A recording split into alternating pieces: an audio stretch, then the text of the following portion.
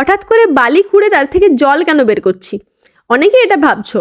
আর যারা অলরেডি জিনিসটা জানো তারা তো বুঝতেই পেরে গেছো যে আমরা সেই আমাদের পুরনো ছোটোবেলার দিনে সেই নস্টালজিয়াতে একটু ফেরত যাওয়ার চেষ্টা করছিলাম। তো এই জিনিসটাকে বলে চুয়া কাটা। মানে নদী যেখানে থাকে সেই নদীর বালির থেকে একটা গর্ত করে সেখান থেকে জল বের করে সেই জলটা খাওয়া হয়। তো আমাদের যখন আগে পিকনিক হতো, সেই পিকনিকের সম্বন্ধে এই চুয়া কাটার জল দিয়েই রান্না বান্না হতো, এমনি খাওয়া হতো, কারণ অনেক দূর থেকে জল বয়ে নিয়ে যাওয়া হতো না।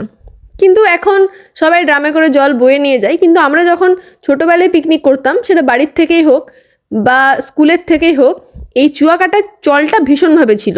আমরা গেছিলাম একটু নদীর ধারে খাওয়া দাওয়া করতে, আর সেখানে গিয়ে আমাদের কাছে ছিল একটা 2 লিটারের জলের বোতল। সেই জলটা তো শেষ হয়ে যায়, আর তারপর আমাদের মনে পড়ে যে আমরা চুয়া কেটে কীভাবে জল খেতাম। তো আমার যে দুটো একদম ছোট যে বোনগুলো গেছিলো, ওরা তো জানে না যে চুয়া কাটা জিনিসটা কী, কারণ ওরা কোনোদিন দেখেনি। এরপরে আমরা ওদেরকে শেখালাম যে চুয়া কীভাবে কাটতে হয়। চলো তোমাদের বলি। নদী যেখানে আছে তার থেকে বেশ কিছুটা দূরে, মানে নদীর জলটা সেই চুয়ার মধ্যে যেন এসে ঢুকে না যায়, এরপরে সেখানে বালিগুলোকে কেটে আর তারপর সেখান থেকে বেশ অনেকটা বালি নিচের থেকে তুলে তুলে গর্ত করে সেখান থেকে জলটা বের করতে হবে। এরপরে সেই জলটা যতক্ষণ পর্যন্ত ক্লিয়ার না হচ্ছে ততক্ষণ সেই চুয়ার থেকে জলটাকে বাইরে বের করে ফেলে দিতে হবে।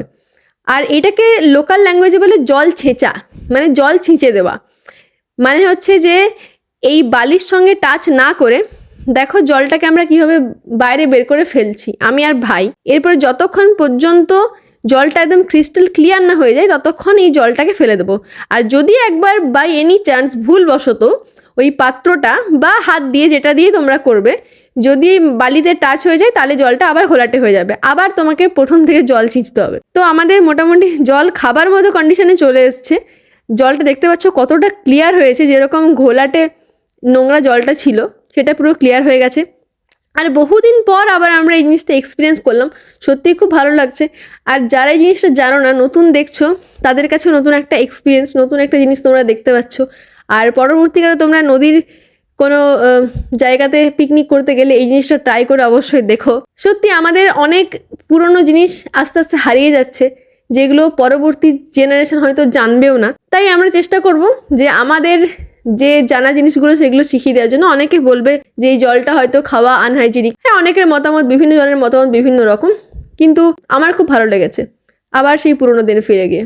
দেখা হচ্ছে নেক্সট ব্লগে। টাটা।